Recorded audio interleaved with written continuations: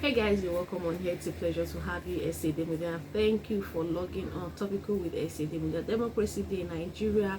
The day is gradually winding. It's been a very long day trying to catch up with the news on social media, on social space, on our national televisions, and all around, because we've seen that today so many people had to be on live talk, webinars, everywhere, talking about Nigeria democracy and how far we have come in this journey of democracy. For me, it suits me so much to also hear, listen, and watch some of our leaders here who have been around for a very long time talk about some of these very pertinent issues in our nation, Nigeria, and as they also affect each and every one of us closely. And this evening, I just took time to take a look at one of them, which I felt I should. So I'm going to give us an analysis or my highlight of my observation from what I just saw. So it was on one of the national television stations. We had so many people come. It was actually supposed to start at 6 p.m, but I could not join at that time. I joined afterwards. So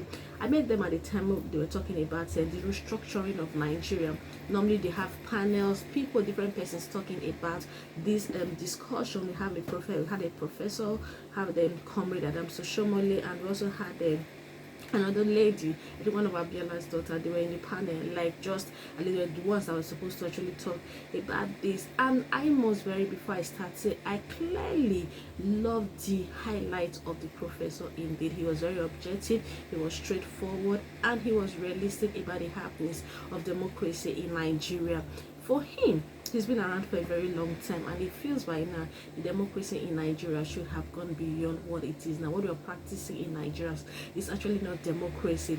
That, as far as he is concerned, we should have gone beyond the stage we are in Nigeria. So the truth is this. So let's start from here. The basis, what is the basis of our living together? Do we want to live together? How?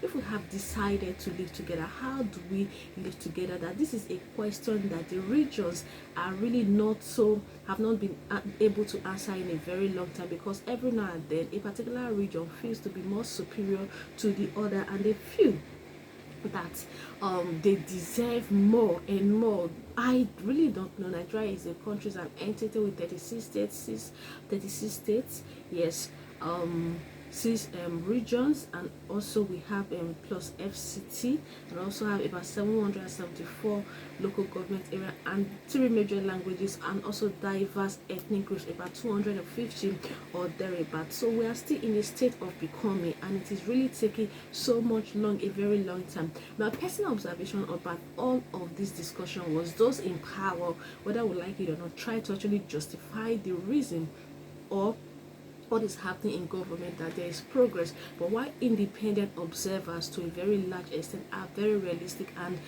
objective in their analysis of what is ongoing. So what he actually said, like, okay, it is time for us, if we've missed it all along, especially since democracy, 21 years now. Abiola died about 27 years ago. A child who was born 27 years ago, a lady who was born at that time, so who is fast enough by now, is married, maybe had started having children. Then a man who was born at that time, now maybe should be out of his father and his mother's house, seeking for his own direction in life. But why are we still struggling over and over? No justification for what has happened in the past. Now what he plans is he's quite an elderly man. With my observation, I think he should be in his 60s already. Create a new Nigeria for all of us without marginalization. These are some of the things. There's so many things he actually said, but I took note of all these things. Create a Nigeria for all of us without marginalization, without limiting or restricting some people. Let the young people rule the country, young and old. Let the discrepancy between the young and old that really occurs. Of course, the young will say, oh, the older persons, they are not they are old already, they cannot rule. But no, there should be a meeting point. There should be an equilibrium when the younger ones or the older one would be able to advise the younger one, say, you know what, this is the right thing to do. And there's a concession, and it happens because they even made or cited cases where we have in other developed nations, younger persons taking government, ruling and doing it perfectly well. He's a professor of jurisprudence. Hope to see. Okay, now Mr. Comrade Shomole was also giving audience to talk about all of this. Of course, he is in government, and you would not expect anything less from what he said.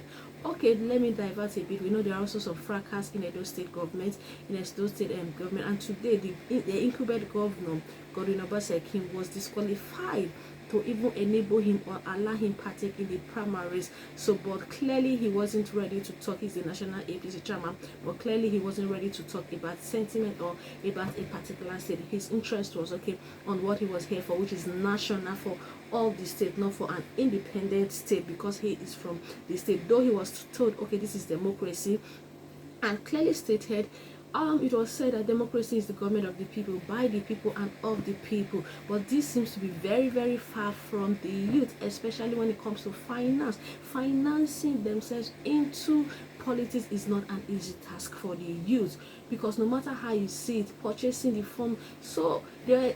Sorry to say, Mr. Comrade was trying to justify the need. When someone is ambitious, when he thinks he can do the job, there are ways to source for.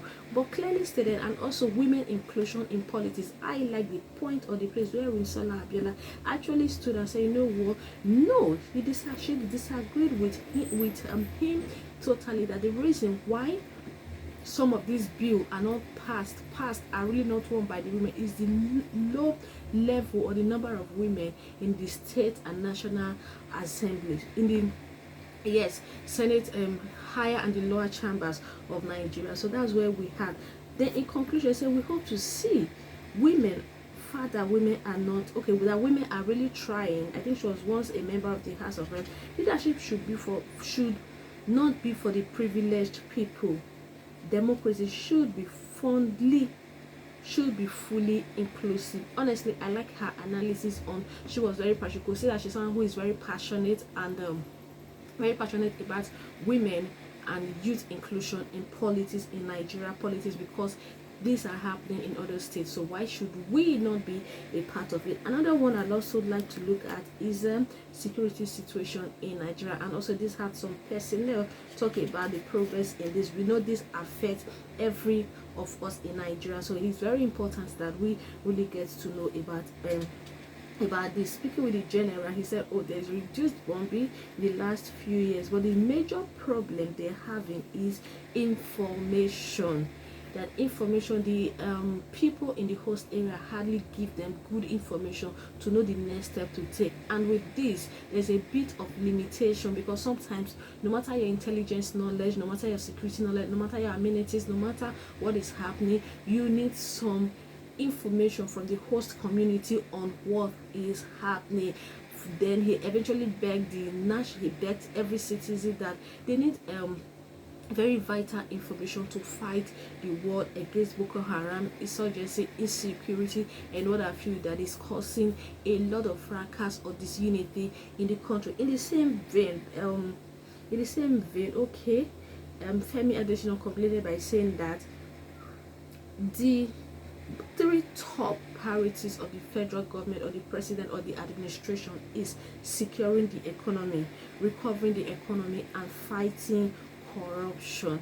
So that for these reasons, the government or the president usually or has this as one of his very topmost priority, and he's doing everything in his power or in his authority to ensure that these are minimized to the very, very barest minimum. There were some other sessions, but that I couldn't or I cannot talk about for now. So these are my highlights of today. I know we've had so many. So how far has it been? What has been your major highlight since the beginning of today towards Nigeria democracy, and even before now? We've had cases. People are really worried. So many people are really worried. When you go to Twitter, you see a lot of tweets from Nigerians on the state of democracy in Nigeria, that it is really not going or working in fairness or in the way it should go. That is why each and every one of us has to be involved. We have to be involved in the democracy, starting from our home, what we can do, because sometimes it is not just what the government can do for us. We also have to look at what we can do for the government, what we can do in our family, what we can do for people around us, and what have you. This is what democracy is centered all about, because I feel Nigerians are bitter. Nigerians are not happy. Going out today, I stepped out of the house, but honestly, it didn't look like anything's happening, undermining the fact that yeah, this is the COVID or pandemic era. But forget it, it did not look like people even know what is happening, what is June 12th, what is happening, and what have you. So this is my submission for today.